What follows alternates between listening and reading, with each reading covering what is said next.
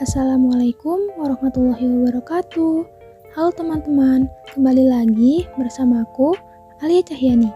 Di video kali ini, aku mau membahas materi tentang pengaruh kebudayaan luar terhadap kebudayaan Indonesia.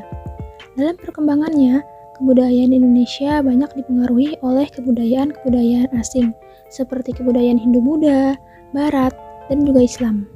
Oleh karena itu, di video kali ini aku mau membahas pengaruhnya pada bidang apa aja sih kebudayaan-kebudayaan tersebut mempengaruhi kebudayaan Indonesia. Makanya, yuk langsung disimak aja materinya. Nah, di pembahasan kita yang pertama, kita harus tahu dulu nih, apa itu budaya dan kebudayaan. Jadi, budaya adalah suatu cara hidup yang berkembang dan dimiliki bersama oleh sebuah kelompok orang dan diwariskan dari generasi ke generasi.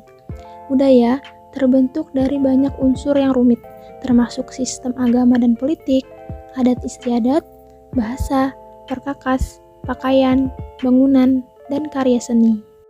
Sedangkan kebudayaan adalah kompleks yang mencakup pengetahuan, kepercayaan, kesenian, moral, hukum, adat, dan kebiasaan-kebiasaan yang dilakukan oleh sekumpulan anggota masyarakat. Jadi, kebudayaan itu mencakup semuanya yang didapatkan atau dipelajari oleh manusia sebagai anggota masyarakat. Selanjutnya ada pembentukan budaya. Konsep kebudayaan Indonesia dibangun oleh para pendahulu kita. Konsep kebudayaan Indonesia di sini mengacu kepada nilai-nilai yang dipahami, dianut, dan dipedomani bersama oleh bangsa Indonesia. Nilai-nilai inilah yang kemudian dianggap sebagai nilai luhur sebagai acuan pembangunan Indonesia. Kebudayaan tidak bisa hanya dilihat dari sisi isi kebudayaan itu sendiri, karena keberadaannya tidak terlepas dari banyak faktor lain, sehingga kebudayaan itu ada, berlangsung, dan berkembang. Satu faktor penting yang berkaitan dengan kebudayaan adalah masyarakat. Tidak akan ada satu kebudayaan tanpa masyarakat, demikian sebaliknya. Satu bentuk keberadaan lain dari masyarakat dalam dimensi yang lebih luas yaitu dalam bentuk bangsa. Sepertinya, keanekaragaman kebudayaan itu lebih memungkinkan keberadaannya dalam lingkungan masyarakat yang lebih luas. Bangsa Indonesia pantas disebut sebagai bangsa yang besar karena memang memiliki potensi untuk menjadi besar. Tidak saja ditunjang oleh kewilayahan membentang luas, jumlah penduduk yang besar, namun juga syarat dengan keanekaragaman masyarakat dan kebudayaan yang berbeda satu dengan yang lain. Nah, selanjutnya ada pengaruh kebudayaan Hindu dan Buddha, Barat, dan Islam terhadap kebudayaan Indonesia. Yang pertama, ada pengaruh kebudayaan Hindu-Buddha terhadap kebudayaan Indonesia. Pengaruh kebudayaan Hindu-Buddha di Indonesia membawa perubahan signifikan dalam berbagai bidang kehidupan masyarakat. Adapun perwujudan akulturasi antara kebudayaan Hindu-Buddha dengan kebudayaan Indonesia terlihat dari seni bangunan, seni rupa dan seni ukir, seni sastra dan aksara, sistem kepercayaan, dan sistem pemerintahan. Untuk yang A, ada seni bangunan. Bentuk-bentuk bangunan candi di Indonesia pada umumnya merupakan bentuk akulturasi antara unsur-unsur budaya Hindu-Buddha dengan unsur budaya Indonesia asli. Bentuk candi-candi di Indonesia pada hakikatnya adalah punden berundak yang merupakan unsur Indonesia asli. Candi Borobudur merupakan salah satu contoh dari bentuk akulturasi tersebut. Yang B, ada seni rupa dan seni ukir. Masuknya pengaruh India juga membawa perkembangan dalam bidang seni rupa, seni pahat, dan seni ukir. Hal ini dapat dilihat pada relief atau seni ukir yang dipahatkan pada bagian dinding-dinding candi. Selanjutnya yang C, ada seni sastra dan aksara. Pengaruh India membawa perkembangan seni sastra di Indonesia.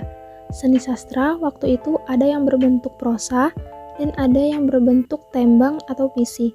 Berdasarkan isinya, kesusastraan dapat dikelompokkan menjadi 3, yaitu tutur atau pitutur kitab keagamaan, kitab hukum, dan wiracarita atau kepahlawanan. Nah, yang D, ada sistem kepercayaan.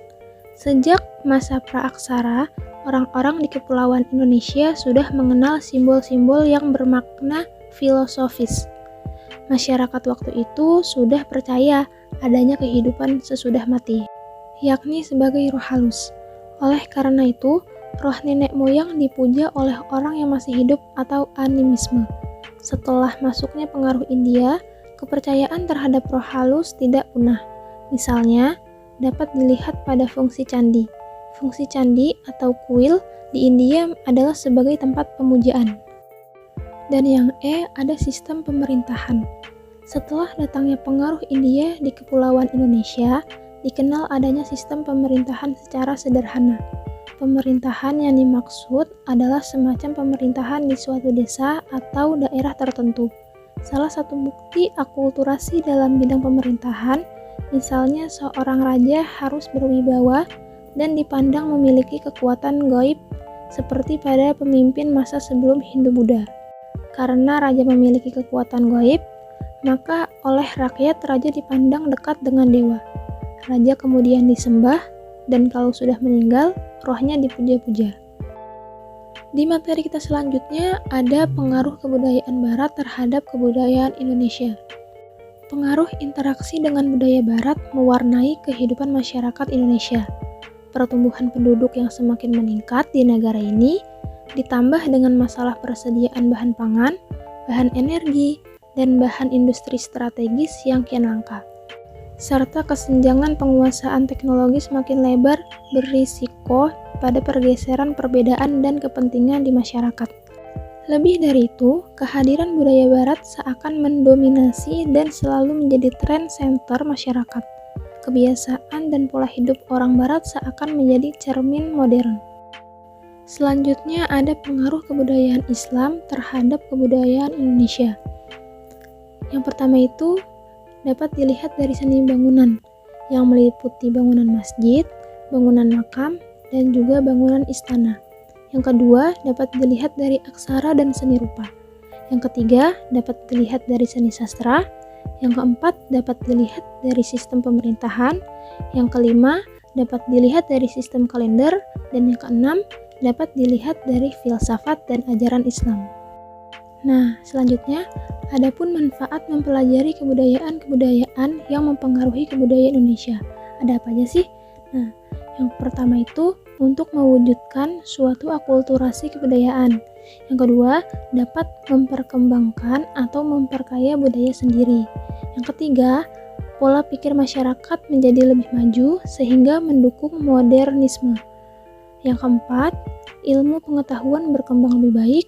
Dan yang kelima, agar kebudayaan Indonesia dapat menyaingi kebudayaan luar. Oke, mungkin ini saja penjelasan yang bisa aku berikan. Mohon maaf bila ada kekurangan. Semoga video ini bermanfaat ya teman-teman. Thank you for watching and see you in the next video. Jangan lupa untuk like video ini dan subscribe channel ini ya teman-teman. Wassalamualaikum warahmatullahi wabarakatuh. Bye-bye.